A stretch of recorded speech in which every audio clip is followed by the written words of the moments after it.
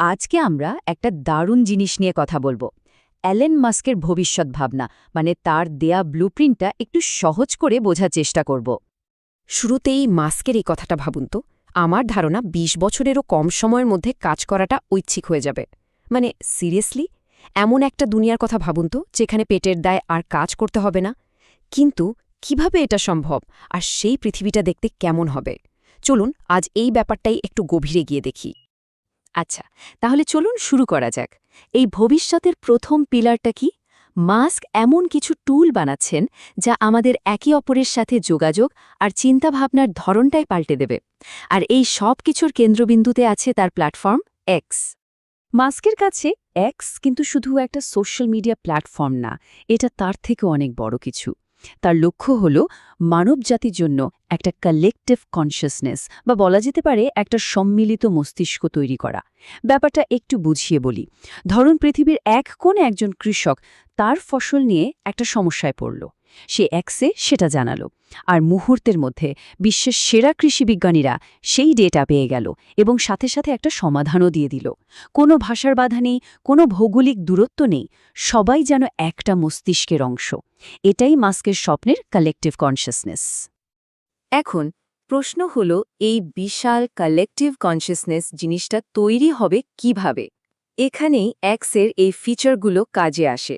দেখুন, একটা global town square, মানে যেখানে সবাই কথা বলতে পারে। একদম সুরক্ষিত মেসেজিং, অডিও ভিডিও কল, ভাষার বাধা ভাঙার জন্য অটোমেটিক ট্রান্সলেশন, আর লেনদেনের জন্য একটা ইন্টিগ্রেটেড ফিনান্সিয়াল সিস্টেম। এই সব কিছু মিলিয়েই কিন্তু তৈরি হচ্ছে সেই এক সূত্রে গাঁথা পৃথিবী যা মাস্ক তৈরি করতে চাইছেন। তো এই কানেক্টিভিটির পর কি? চলুন এবার পরের ধাপে যাই, দেখি কিভাবে এই সংযোগের ধারণাটাই একটা প্রযুক্তিগত বিপ্লবের জন্ম দিচ্ছে, যেটা মাস্কের মতে আমাদের সমাজকে একেবারে আমূল বদলে দেবে। আর এই বদলের যে টাইমলাইনটা মাস্ক দিচ্ছেন, সেটা শুনলে আপনি চমকে যাবেন। তিনি বলছেন মাত্র ১০ থেকে ১৫ বছরের মধ্যেই হয়তো এআই আর রোবোটিক্সের দৌলতে কাজ করাটা ঐচ্ছিক হয়ে যেতে পারে। আর তার দৃঢ় বিশ্বাস ২০ বছরেরও কম সময়ের মধ্যে এই পরিবর্তনটা আসবে। তিনি এটাকে কোনো সাধারণ পরিবর্তন বলছেন না, বলছেন এটা একটা সুপারসনিক সুনামি, মানে কিছু বুঝে ওঠার আগেই সবকিছু বদলে যাবে। এখন কাজ ঐচ্ছিক হয়ে গেলে মানুষের চলবে কিভাবে? এখানে ইউনিভার্সাল বেসিক ইনকাম বা ইউবিআই এর কথা আসে। কিন্তু মাস্ক আরও এক ধাপ এগিয়ে ভাবছেন। তিনি ইউবিআই নয়, বলছেন ইউএইচআই বা ইউনিভার্সাল হাই ইনকামের কথা। পার্থক্যটা কি? ইউবিআই হলো অভাবের পৃথিবীতে একটা সেফটি নেট, মানে কোনো মতে চলার মতো একটা ব্যবস্থা। কিন্তু ইউএইচআই হলো প্রাচুর্যের অবস্থা, এমন একটা ভবিষ্যৎ যেখানে প্রোডাক্টিভিটি এতটাই বেশি যে অভাব বা স্ক্যারসিটির ধারণাই আর থাকবে না। মানুষ যা চাইবে, যখন চাইবে তাই পাবে। কিন্তু কথা হলো, এই সব প্রযুক্তিগত ভবিষ্যৎবাণীগুলো আসছে কোথা থেকে? আসলে এর পেছনে আছে বাস্তবতার প্রকৃতি নিয়ে মাস্কের কিছু গভীর দার্শনিক ভাবনা। আর সেই ভাবনা কেন্দ্রবিন্দুতে আছে একটা খুবই অদ্ভুত কিন্তু ইন্টারেস্টিং প্রশ্ন: আমরা কি একটা সিমুলেশনের মধ্যে বাস করছি? এই সিমুলেশন থিওরির পেছনে মাস্কের যুক্তিটা বেশ সহজ। কয়েকটা ধাপে ভাবা যাক। প্রথমত ভিডিও গেমের কথা ভাবুন। কয়েক দশকেই আমরা সাদামাটা পং থেকে প্রায় সত্যিকারের মতো দেখতে ভার্চুয়াল জগতে চলে এসেছি, তাই না? আচ্ছা, দ্বিতীয়ত, এই উন্নতির ধারা তো থামবে না, এটা চলতেই থাকবে। তৃতীয়ত, একসময় এমন গেম তৈরি হবে যা বাস্তবতা থেকে আলাদা করাই যাবে না।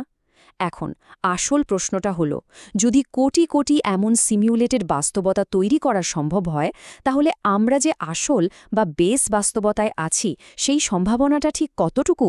প্রায় শূন্যের কাছাকাছি, তাই না? আর এই সিমুলেশনের ভাবনা থেকেই কিন্তু অর্থনীতির একটা বড় ধারণাও চলে আসে। মাস্কের মতে, যদি আমরা এমন এক ভবিষ্যতে পৌঁছাই যেখানে এআই আর রোবট আমাদের যা দরকার সব বানিয়ে দিতে পারে, তাহলে টাকার আর দরকার হবে না। কারণ টাকা তো আসলে কি? এটা হলো শ্রম বন্টনের একটা ইনফরমেশন সিস্টেম। কিন্তু যখন সব কাজ মেশিনই করবে, তখন এই সিস্টেমটার আর কোনো দরকারই থাকবে না, এটা অপ্রয়োজনীয় হয়ে যাবে। আচ্ছা, এই সব তো গেল ভবিষ্যতের বড় বড় কথা। চলুন এবার একটু বর্তমানে ফিরে আসি।